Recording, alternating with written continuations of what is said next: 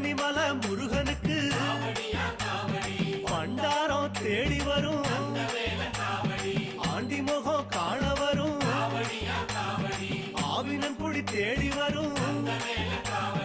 கால்நடையா வந்த காவடி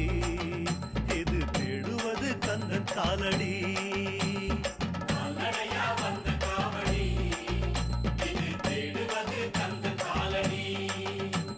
பழுத்த பழம் தேடுதப்பா பாலதண்ட பாணி கேட்ட நல்ல முத்து வேலனுக்கு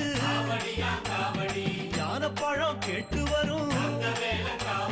கால்நடையா வந்த காவடி இது தேடுவது கந்தன் காலடி